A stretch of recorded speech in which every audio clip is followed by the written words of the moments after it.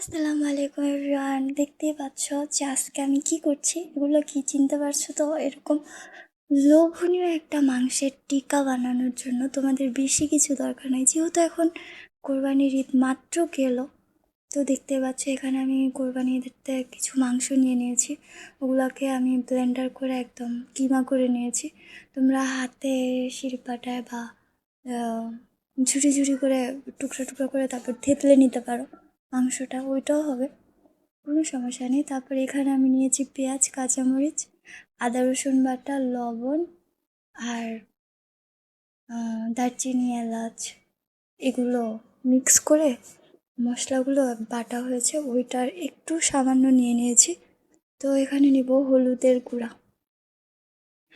হলুদের গুঁড়া দেওয়ার পর এখানে আমি বেশি কিছু করব না, জাস্ট এগুলোকে সবগুলোকে একসাথে করে হাত দিয়ে চটকে নেব মাংসের সাথে, একদম মিশিয়ে ভালোভাবে করে। আর ট্রাস্ট মি, এই মাংসর টিক্কাটা খাওয়ার পর তুমি বলবে যে আমরা কেন রেস্টুরেন্টে গিয়ে কিংবা কোনো দোকান থেকে কিনে কিনে আমরা খাই। ঠিক আছে, এটা জাস্ট মিশিয়ে নিয়ে তেলে ভেজে নিলেই হয়ে যাবে। তো ভাবতে পারতেছো যে কত সহজ একটা রেসিপি, মানে তুমি 5 মিনিটের মধ্যে করতে পারতেছো। তো দেখতেই পাচ্ছ যে কি পরিমাণ ইয়াম্মি দেখাচ্ছে। আসলে কি খাবারের কিন্তু অনেকটা খাবার দেখলেই বোঝা যায় যে খাবারটা কতটা ইয়াম্মি হবে, তুমি আন্দাজা করতে পারছো। আর এইরকম সামান্য 3-4টা উপকরণ দিয়ে যদি ঘরের মধ্যে টিকা বানাতে পারো, আর ওইটা যদি এত সুস্বাদু হয়, তাহলে কোনো সমস্যা নেই, তুমি প্রতিদিন বানাতে পারবে এটা। তারপর আমি এরকম হাত দিয়ে চেপে চেপে একটু টিকার মতো করে নিয়েছি। আর এখানে আমি একটা ডিম নিয়ে নিয়েছি, এই ডিমটা তো মাস্ট লাগবেই। ঠিক আছে, তো এখানে আমি ডিমটাকে একদম ভালো করে ফেটে নিচ্ছিলাম, যাতে ডিমের মধ্যে যে লাম্পসগুলো থাকে ওগুলো না থাকে। তোমরাও ভালো করে মিশিয়ে নেবে, ব্যাস। এখন একটা করে ডিমের মধ্যে কোট করেই আমি ডাইরেক্ট, তো দেখতেই পাচ্ছ এটার মধ্যে এখন কোট করব আমি ডিমটাকে, ডিমের মধ্যে টিকাটাকে মাংসের চাপটাকে।